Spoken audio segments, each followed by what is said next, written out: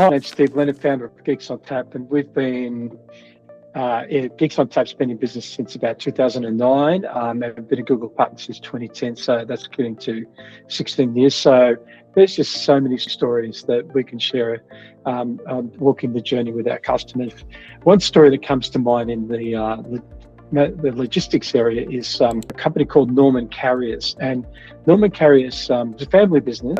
The main person that I met with and engaged with was Gareth, and he was the son of the guy who's founded it. But his dad more or less said, "Hey, I'm done. I'm going to retire. It's all yours, Gareth." So Gareth comes back, says, "First thing I want to do is modernize."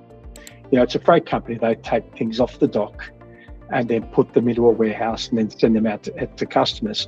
And you think that'd be fairly straightforward. But he explained to me it's not straightforward at all, because they handle a thing called messy freight. And messy freight it doesn't fit on a regular pallet. You know, it might be a big engine or a piece of mechanics or piping or whatever. And that was his niche. There's a lot of companies that take freight off the dock, but not many companies that do messy freight. So I said, well, okay, what's the challenge? How can we help? When he showed me around the site, it's big patch of dirt with a couple of shacks on it where they were doing their administration, and then a big warehouse and these massive forklifts shipping things around.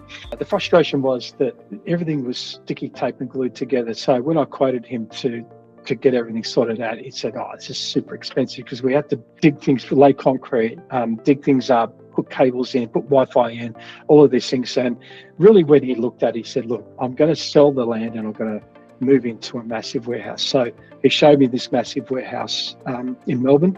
I said, "What do you think?" And I said, "They had some infrastructure there already," and I said, "Well, this is going to be cheaper because we've got infrastructure here and we can work with that." The actual size of the warehouse was 8 to 10 times larger than the block of land he had. And I had to give he's really a bold, sort of big visionary guy, and I thought, I hope this goes okay. And one of the things we changed straight up was we moved them off Windows machines onto Chromebooks, because all the Windows machines were getting end of life anyway, and gave them nice big computer screens, because they were doing like scheduling. They're doing a lot of scheduling, a lot of things, so nice big computer screens. And the move to Chrome was actually quite smooth, because the main packages that we're using were mainly on the internet anyway. And I explained to you, if you want to get your costs down, let's move off an expensive and insecure, difficult to secure platform like Windows OS onto Google's Chrome. So we did that. And then the next thing we did was upgrade their wireless, because they had a lot of Stocktaking things. So the Wi-Fi needed to be really good so they could scan things, get them on and off. And then we looked at other things like their cloud services. So what are the things that you're connecting to on the cloud? How can we make sure that when you need to get to a cloud service, you always get there? So we built a lot of redundancy for internet in, so that some part of the internet file will cut over to the other part of the internet.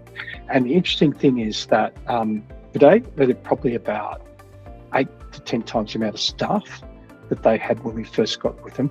Every time a new staff member came in, it was just a case of a new Chromebox and 2 screens, keyboard and mouse, headset, and like we all pre-configured to site.